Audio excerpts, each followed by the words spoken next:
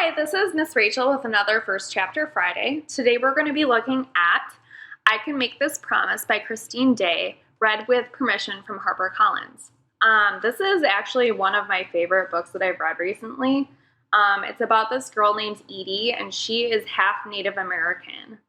And people are always asking her, like, where are you from? Like, what are you? And not only is that kind of condescending and makes her feel uncomfortable, she also doesn't know how to answer that question because her mom is Native American, but her mom was adopted. So she really doesn't know anything about her roots. And she didn't think that her mom did either because her mom never shared anything and said that she didn't know. And Edie, one day with her friends, looking around in the attic for like a popsicle mold, they come across this trunk with all these things inside and figure out that her mom knows more than she's telling. So Edie kind of starts to investigate. So it starts with a prologue and then the first chapter. Prologue, where are you from? I never thought of myself as different until my first day of kindergarten. I remember round tables with flimsy tops, plastic chairs, and with shiny metal legs. Books and stuffed animals were gathered around a fake tree in the reading corner. Cloud-shaped mobiles hung from the ceiling, strands of paper raindrops suspended in midair. A bright yellow sun was painted across one wall. The alphabet was spelled out in a rainbow of uppercase letters.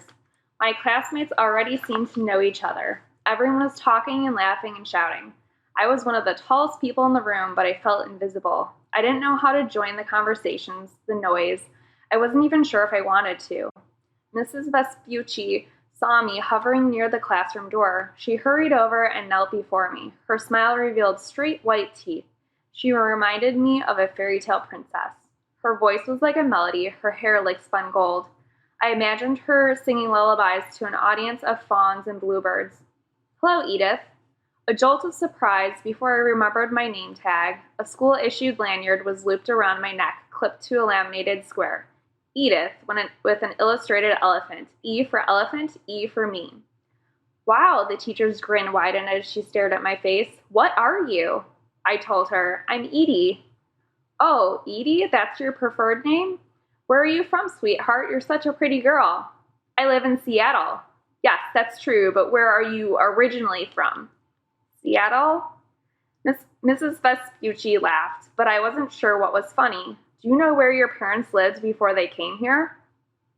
Her questions made me feel panicked. This was my first test, and somehow I was failing.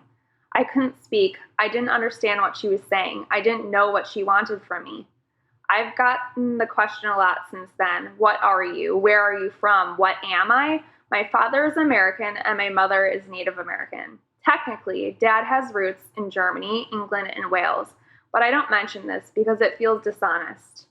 I've never visited these places. I don't know much about them. I'm not even sure where they are in the European continent.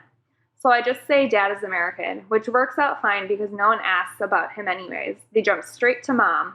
They want to know what it means to be Native American. They ask me what tribe I'm from. They ask if I know what buffalo tastes like. They ask about my spiritual beliefs. They ask about the percentages and ratios of my blood. My answer remains the same. I don't really know. My mom was adopted. Chapter 1, The Big Bang, July 4th.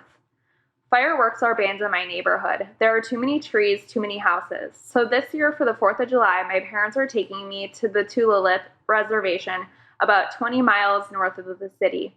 They sell all kinds of fireworks and they have a huge field where you can set them off. This place is crowded and colorful and chaotic. It's amazing. My parents lead the way to the booths. There's a food truck parked beside the big gravel lot selling authentic Mexican tacos. The smell of cooked seasoned meat fills the air, mixing with the peppery gunpowder from all the fireworks. I can practically feel it in little flecks of grime all over my skin. Mom asks, do you need these, Edie? She opens her palm, revealing a little package of earplugs. I shake my head. I'm okay, thanks.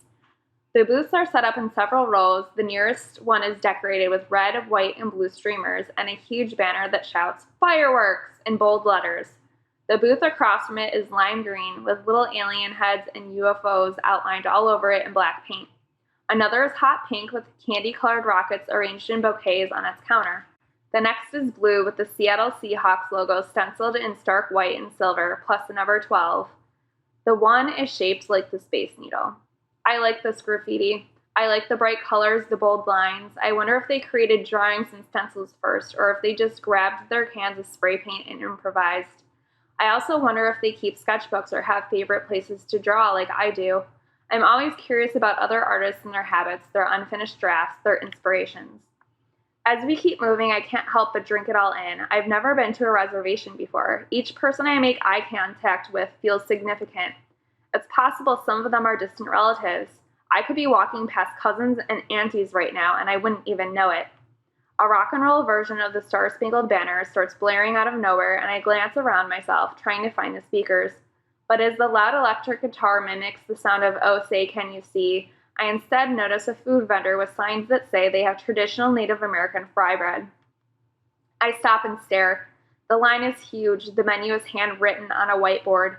An ice-filled cooler contains sodas and bottled lemonades.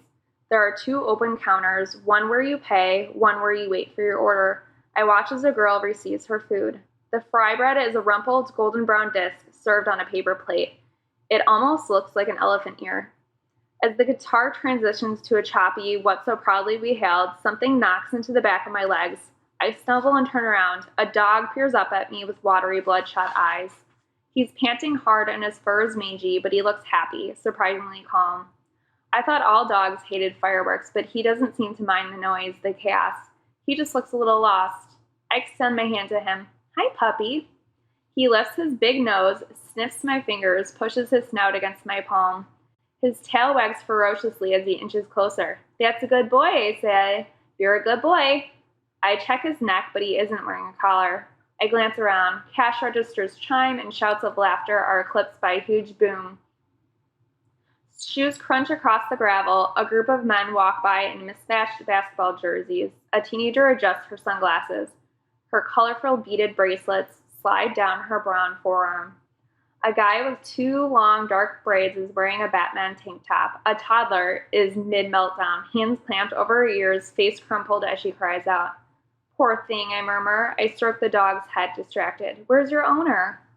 The rock and roll version of the Star-Spangled Banner is no longer recognizable. The guitar riffs have dissolved into wails.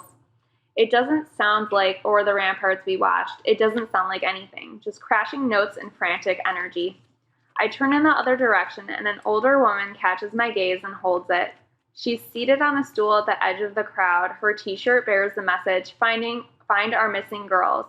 I wonder what that's about. "Edie?" Mom's voice cuts in through the blaring guitar and blasting fireworks. "What are you doing?" She places her hand on my shoulder and gently steers me away. "Honey, you can't be petting random dogs like that. It's not safe. Look at how big he is. He might hurt you." Dad's behind her. "Your mother's right. I know he's cute, but you need to be careful." "But he's alone," I say. "Shouldn't we help him find his way home?" "Someone will come along for him," Mom says, and I can barely hear her as the guitar screeches. "Don't worry." She tugs me away, but I look back. The dog sits in the middle of the walkway, his ears perked up, and his tongue lolls out the corner of his mouth as he watches me leave. We stop at a booth called the Big Bang. The words are spelled out in a swollen graffiti font. The letters are big and puffy and white, and they remind me of squished marshmallows. A brown-skinned teenager stands behind the counter. He's wearing a white tank top and has a little barbell pierced through his eyebrow. He grins as if he's genuinely happy to see us. "Afternoon, folks." He flicks his chin up in greeting. "How's it going?" Dad nods in response. "We're doing well, thank you." A short silence follows as we look around his booth. The top shelf holds the biggest boxes encased in glossy wrappers. Their labels alternate between sounding patriotic and menacing. Rocket's Red Glare, American Outlaw, Rolling Thunder, Sabotage. The lower shelves contain smaller boxes and open trays of fireworks. "Where are you guys from?" he asks. "We live in Seattle," Mom answers. "Ah," he nods, understanding. "That urban life, you like it out there?" Mom smiles, "Most of the time." Good, glad to hear." He drums his hands on the countertop. "So what kinds of fireworks are you looking for?" "I know we want some sparklers, some Roman candles, maybe a fountain or 2. "All right." He turns to his lowest shelf and grabs 2 trays, tilting them forward to reveal their contents. "I have these 2 kinds," he says. One tray is filled with bundles of slender gray-brown sticks. The other has bundles of hot pink sparklers. The top half of each one is wrapped in dyed magenta yellow teal tissue paper and laced with a gold ribbon. We pick the pretty ones, then select some Roman candles and 2 stubby fountains. The boy places a long cardboard box on the counter before us and starts piling our stuff inside it. Anything else? Both my parents look at me, and the boy does too. I feel heat rise in my cheeks. I go rigid under their scrutiny. Edie, Mom asks. Her voice is gentle, a half whisper at most. I glance at the shelves and shrug, feeling awkward. I wish she wouldn't have said anything. I hate being put on the spot in front of strangers. The boy snaps. Here, he says, how about this? He crouches behind the counter. I can hear the scrape of crates sliding across the ground. He straightens back up and stands directly across from me, smiling. Ever see one of these before? He holds up a cylinder wrapped in a turquoise label. It has a black platform on one end. Its fuse pops out the top like a red tongue. I shake my head. Really? He sets it down on the counter, taps it with his finger. That's too bad. These guys are my favorites out of everything I've got here. That's why I keep them hidden. They're reserved for special people. He winks, and now I'm certain my face is all red and splotchy. What is it? I mumble, hoping he'll stop looking at me. He slides the firework across the counter. A gift, he says, a surprise. I inspect the wrapper, hesitating. Go on, here, just take it. I accept the firework and hold it against my chest. Thank you, Mom says, her voice brimming with gratitude. She retrieves her wallet from the depths of her purse. How much do I owe you? $24.50. Dad hoists the box into his arms and frowns. That's a bit low, isn't it? It's all good, the boy inclines his head towards me. Little sister's is on the house. My parents protest. They want to pay him the full amount, but he waves their effort away. He says, don't worry about it. Just take care of yourselves out there. And he sounds like he really means it. So hopefully you'll read the rest of the book.